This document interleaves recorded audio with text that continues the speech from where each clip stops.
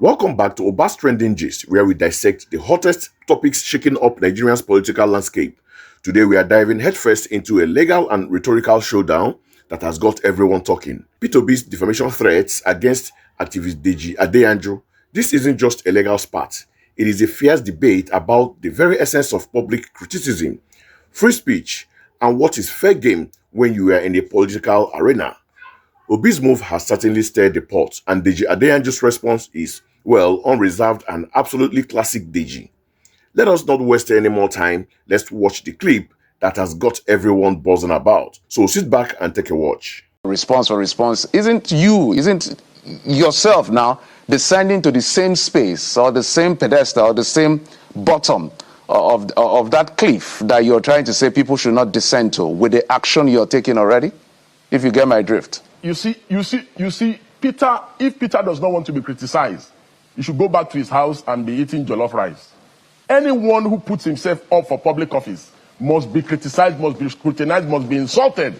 Anybody who feels too big to be criticized or too big to be insulted, and it is his mentality that his aides and his obedient mob, that is the same mentality they have. That, oh, our candidate cannot be criticized, but Tinubu can be called a drug lord.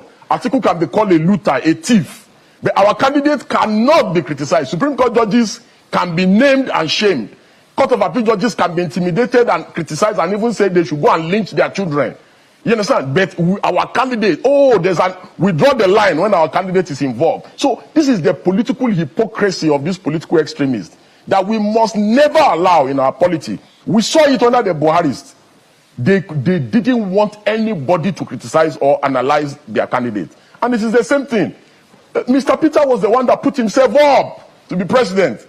If he doesn't want me to criticize, I'm not insulting any obedient, I'm not insulting anybody. It is the man that has put himself up for president. I'm analyzing. I'm saying that, oh, as governor, you did this. You went around churches in this country to go and say church should take back their country. You spoke with Bishop Oyedepo and said that the election is a religious war. Therefore, you are a religious bigot. There's nothing I'm saying that is not in public domain. There's nothing I'm saying, or there's nothing I've said, or the things I've said. The only thing else that I forgot to say is there is a political prostitute, which I've now added. So you should add it to the suit. Wow, Deji Adeyanju certainly didn't hold back there. His take on Peter Obi's defamation threat is a masterclass in defiant rhetorics. Adeyanju's core argument is clear. Anyone who puts themselves up for public office, especially for the presidency, must be prepared for intense scrutiny, criticism, and even, as he put it, insults. He views public office as a space where such attacks are unavoidable part of the job, almost a rite of passage for politicians. He highlighted what he perceives as a double standard, pointing out that other prominent political figures like Bola Ahmed Tinubu and Atiku Abubakar are frequently subjected to harsh labels. Tinubu as a drug lord and Atiku as a looter or thief, without their supporters or the politicians themselves resorting to defamation suit.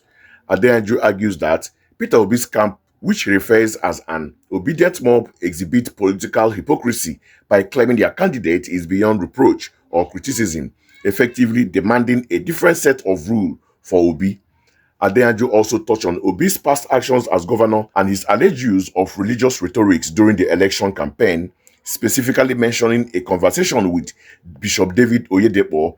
Obi reportedly spoke of the election as a religious war.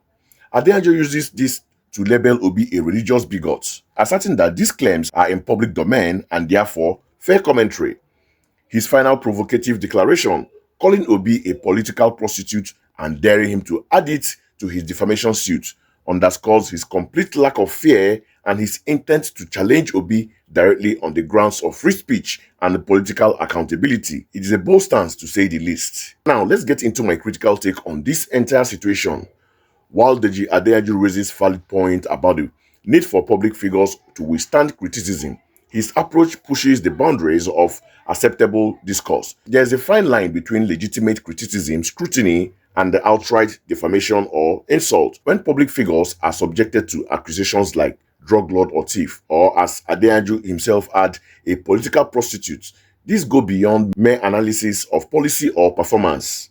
They are direct attack on the character and reputation, which can have significant real which can have significant real-world consequences regardless of whether the person is in public office.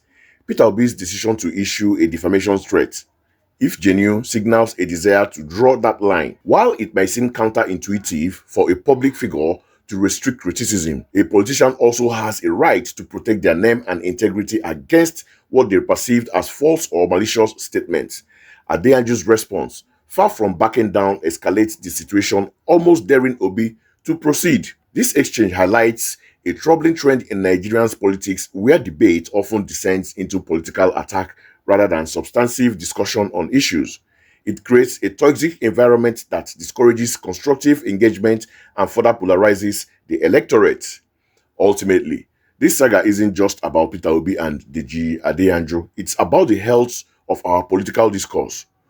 Do we, as a society, accept that public office automatically grants a license for? Do we, as a society, accept that public office automatically grants a license for unverified and demeaning labels, or should there be a standard, a boundary, even for those who seek to lead us?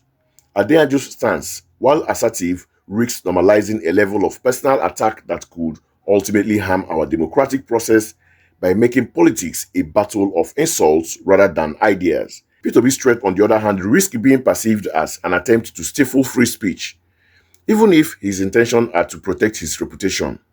It's a tricky balance, and this incident throws it into a sharp relief.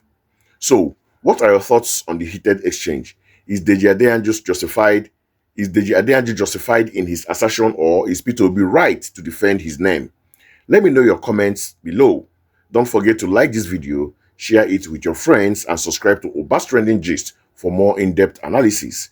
Until next time, stay engaged, stay informed, and let's keep the conversation going.